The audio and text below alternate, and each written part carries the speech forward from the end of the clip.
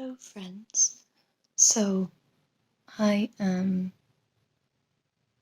in bed, if that wasn't obvious, and in a bizarre twist of what feels like something from a movie, I am on isolation because of the coronavirus. So, yesterday, I wasn't well, and I ended up being taken by ambulance into hospital. I rang the 111 number, the non-emergent medical assistance number here in the UK, and they didn't really seem to have a protocol or know what to do when it comes to patients and people with compromised immune systems, which is me. So I've been on immunosuppressant medication for half my life, more than half my life now, and that obviously means that I don't have an immune system, so that if I come into contact with germs and bugs, even like secondary contact, it can be really, really dangerous. And this is what they talk about when they say that this virus is dangerous to people who are over 65 and people who are in that at-risk category, which is me.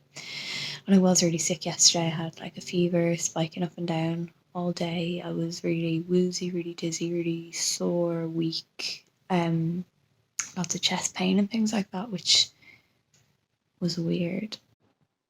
So Carl wanted me to ring the number just to be sure, because I was ticking off literally all of the symptoms for the virus. The only thing was that I haven't travelled to any of the affected areas in the last 2 weeks, although I have travelled in the last 2 weeks. I've been in 5 different airports. And somebody in his office who does have the virus, who is being treated, and they've decontaminated the office and things like that, and he's fine. But for me, that means like a possible secondary contact, which is still really dangerous. So rang the number. They didn't seem to have a protocol, as I said, or they kind of floundered a little bit on knowing what to do with someone with a compromised immune system. So I was bounced a little bit. They did, like, they took it seriously, to be fair to them. They really did.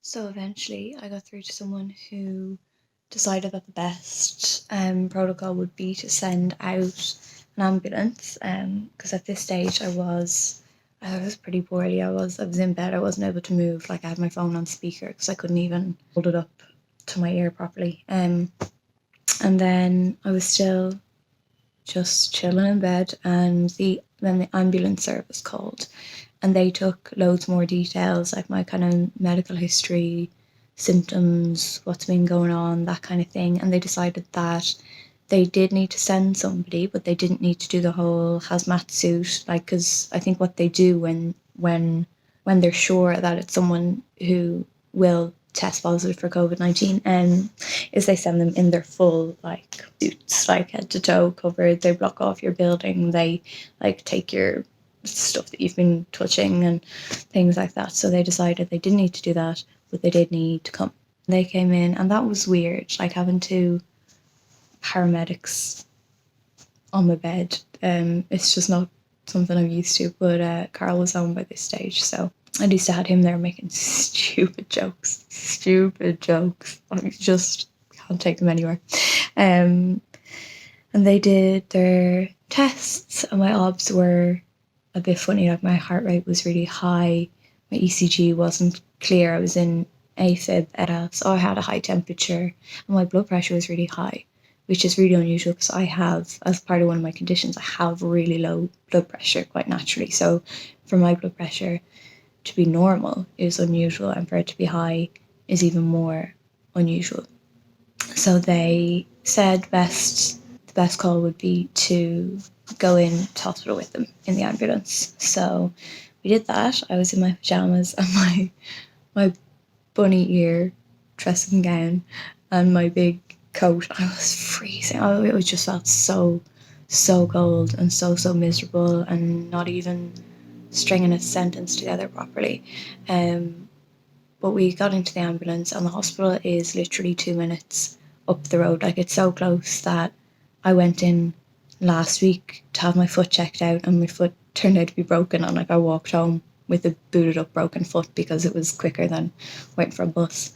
In the ambulance, we arrived at the hospital, and before we could get out of the ambulance, they were radioed to say, stay in the ambulance, you are quarantined to the ambulance, because they had had a trauma call earlier in the day. This guy had like fallen off scaffolding and had a pretty bad fall, so they had used like all of the equipment in the ambulance, and obviously they do clean it between each go, but that this man, since arriving in the hospital, had tested positive for COVID-19, so he was now a confirmed case of the virus. So now myself and Carl and the two paramedics were all like in this little bubble that we weren't allowed to get out of the ambulance. Like she jumped up and had to put like the masks on myself and Carl. She said, because I was asking like what would they have to do? She said they were probably going to be sent to quarantine in a hotel and not be allowed to like finish the shift and stuff like that. And so the hospital wouldn't let us in. We weren't allowed out of the ambulance until they decided what to do. So we were there for a little while.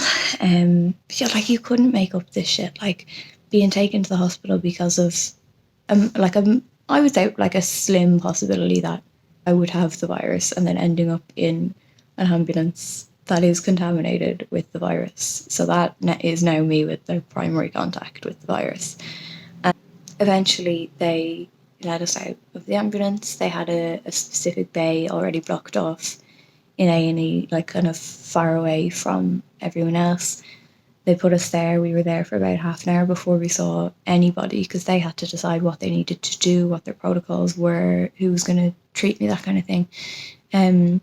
Then I started being seen. I was kind of dozing off, to be honest. I was so rotten.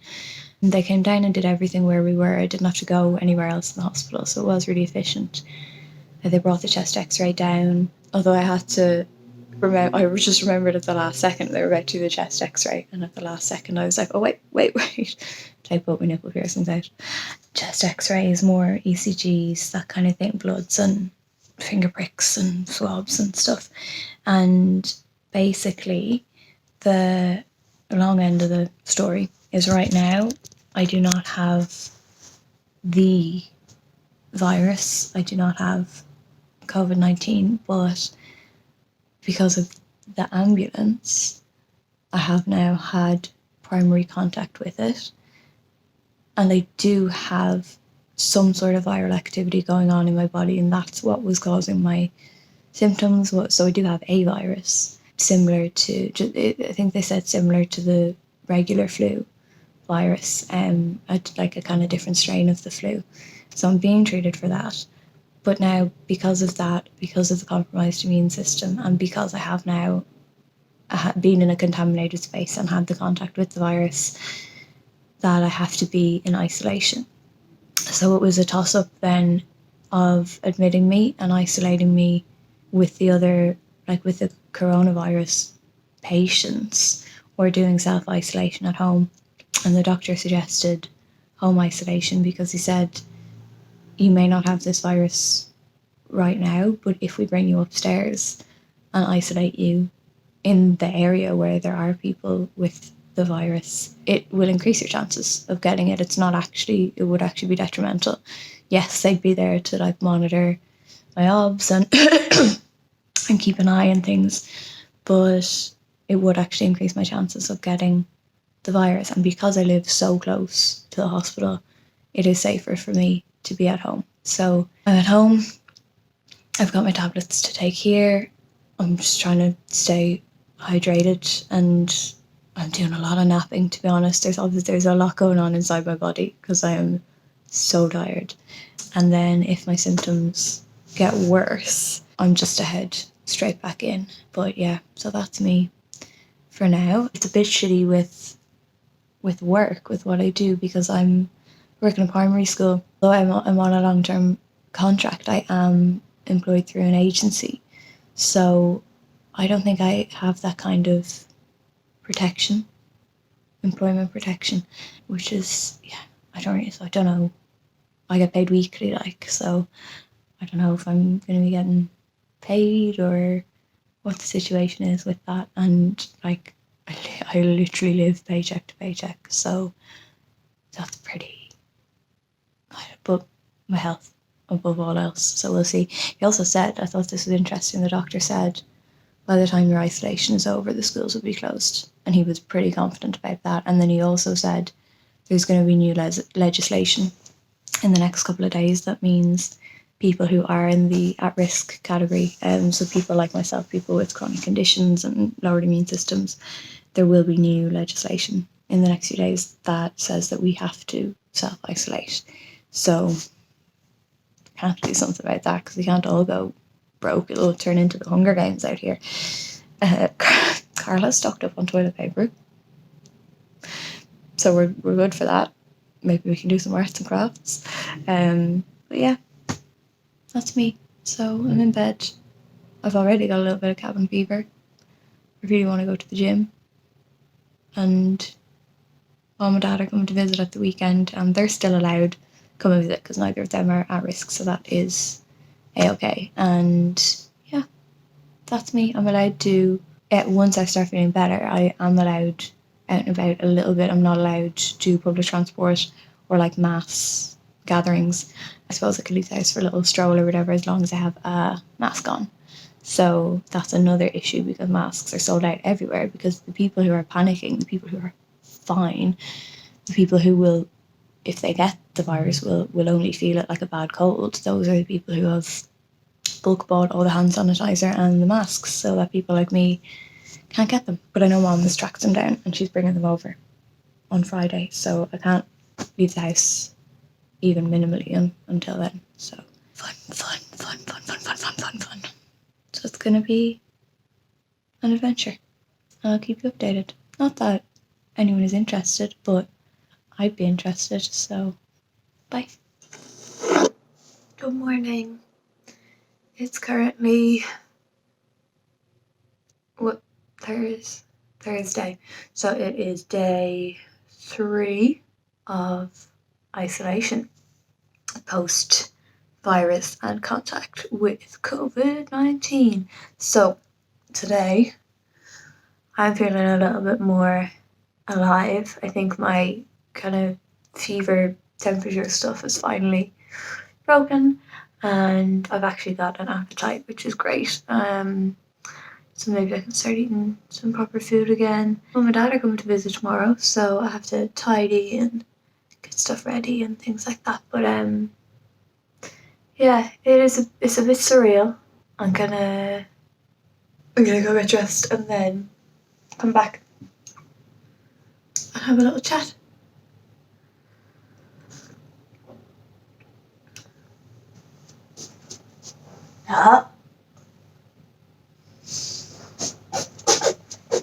Look away, you dirty pigs. So here is my setup for the day.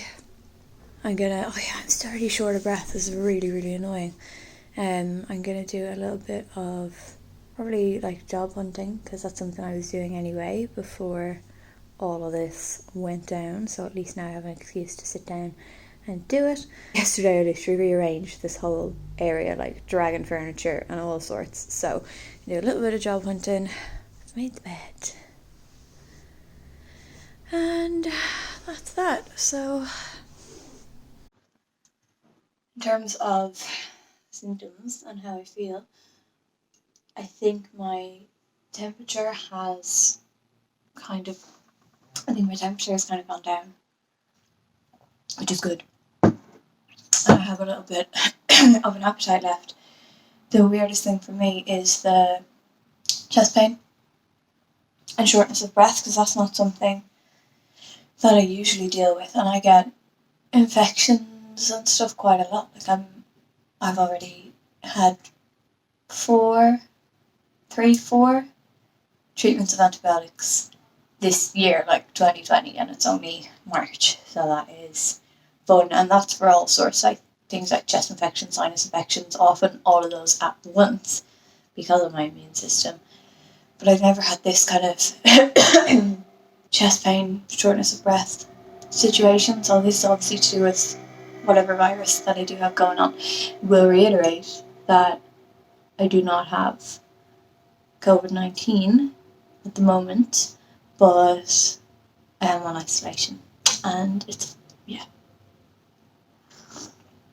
I'm going a little bit crazy. I'm going to try and do some exercise later if I feel up to it, but also, the work thing. So yeah, as I work via an agency, the sick pay is a little bit confusing. So basically I have to apply for statutory sick pay, which is the government sick pay. So here I am, 9 months in the country, fully scrounging off the government, thank you.